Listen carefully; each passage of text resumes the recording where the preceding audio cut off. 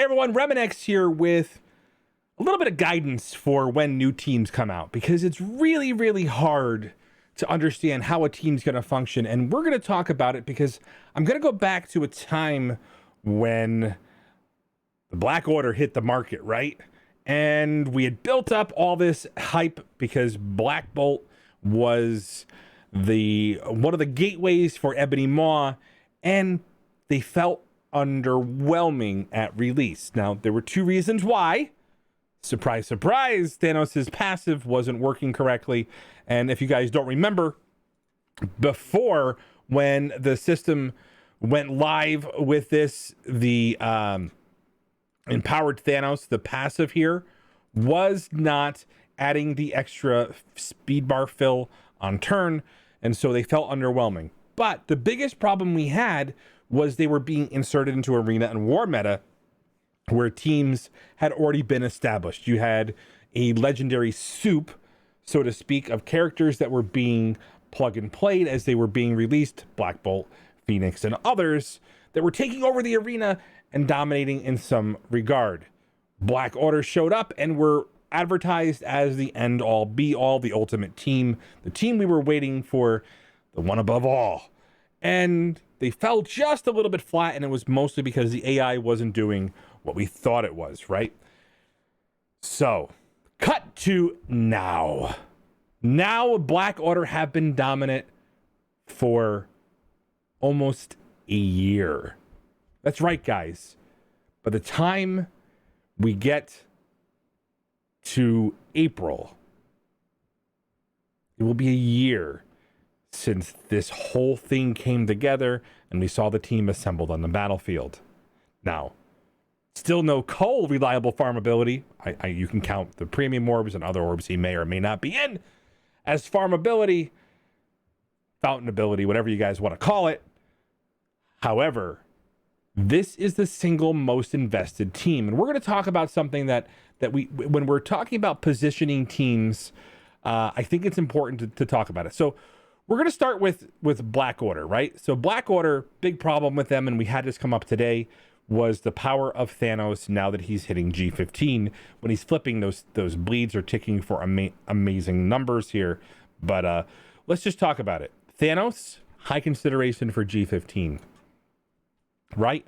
Proxima Midnight, high consideration for G15. Ebony Maw, the Maw, high consideration for G15. So, when we're looking at teams like this and we're looking at how these pieces are coming together, in order to beat them, well, the next team is going to need to either command that amount of resources from us and justify us bringing them up to that level, or be able to significantly punch up against a team that we have put Red Star promotions. I used a 5 to 6. I used 100 gold promotion credits to bring him to 6 red. Don't regret it at all. I've used promotion credits on Corvus to bring him to 5. All right. So when it comes down to that, we have to understand that there is a problem with introducing a team in our current state of bottlenecks, bringing them up to the point where they're viable, and then making it so that we're able to use them in the right way. So we're going to talk about something that probably hits home. We're going to talk about skill military. For a lot of you guys, skill military, if you invested everything you're supposed to, and we're going to go into that in a second. If you put all the required T4s, by the way, I finally got a 4 red star on my Rem Guardian here, finally, right? So that that was a tough journey. That being said, if you put the required gear components, T4s in the team, you're still going to find that they're probably falling just a little bit flat of countering teams like the Marauders. And so there was a video out there that showcased them beating an evenly matched Marauders, and it's important to know that they can. So if you guys don't know, I have a YouTube video. You guys can check it out. It is showcasing Mr. Scotty Mac's team taking on some Marauders. There are some very specific, not using these here, there are some very specific changes to ISOs that have to happen to make sure certain key interactions happen, but there's also a high chance of failure because of the war buff deflex. So I don't know if that is something to go into. However, I feel like Shadowlands is different. And Shadowland is different because they're coming into the game, they're making, I don't know, what was it? 3 characters? 1, 2, 3. Relevant that weren't as relevant before, bringing 2 new characters. Okay, maybe they're not as different as I thought they were. I don't know, do they require as many T4s? Oh yeah, they do. Oh man, so that's a lot of T4s to go into a team here. Oh wow. Yeah, so how many T4s do I have? I gotta do Jubilee. So I need about 7,000 T4s. And how many do I have here? Let's see, I gotta do the passive because he gets the passive. I got 740. So yeah, I guess I don't know. We'll have to see if I can prioritize this team down the road once Moon Knight hits the streets, so to say, right? So, really quickly, tons of T4s required to get this team firing up. I understand your trepidation, but it's a little bit different because, well, I think they're going to destroy Marauders. I think they're going to take them apart, rip them down, and Marauders will see their day. However, I want you guys to take this into consideration that you're going to have another team that's gonna need to be built up to the crazy amounts of resources that have been invested in another team that's been in your roster for a while. Now, they could potentially, looking at the video, we call it the damage windows, the opportunity windows. There is some potential there that they'll be able to destroy the Black Widow. However, can you justify putting another bio character to G14 or 15? You can probably do it with Taskmaster. Oh, I'm sorry, Moon Knight. Because people have told me they get confused by the costume. I don't know. Moon Knight's really iconic, so I'm sorry if you think that a cape and a cowl make it the same character.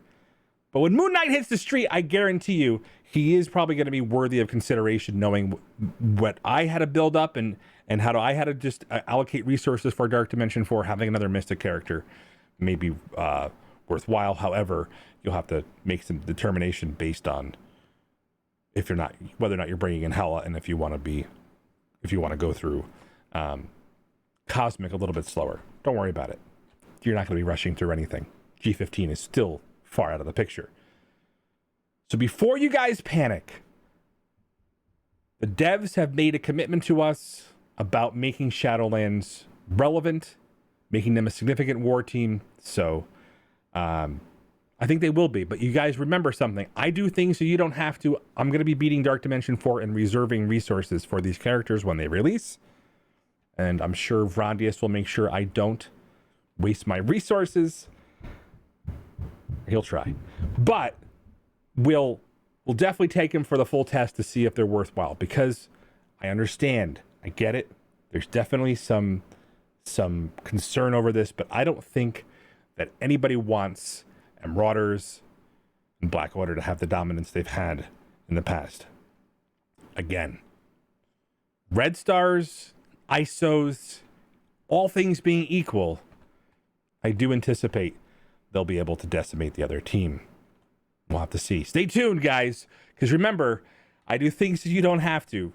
I am not panicking. I know I kind of made this video here, but I want to make sure you guys get this. The biggest problem is that characters like Sinister are brought to G15. Characters like Emma are being brought to G15.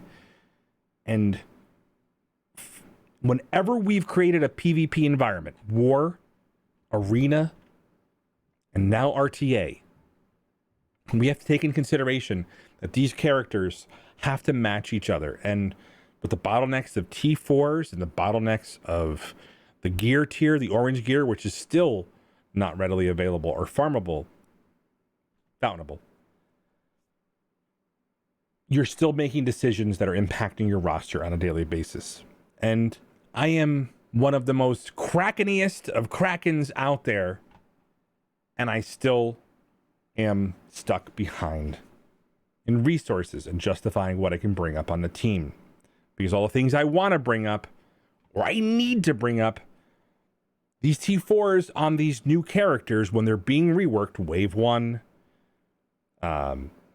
Skill Military, and now Shadowlands, when they're being reworked, the T4s are now becoming absolutely vital to how the game works. So one of the things we may want to ask for, guys, is for a more reoccurring block party.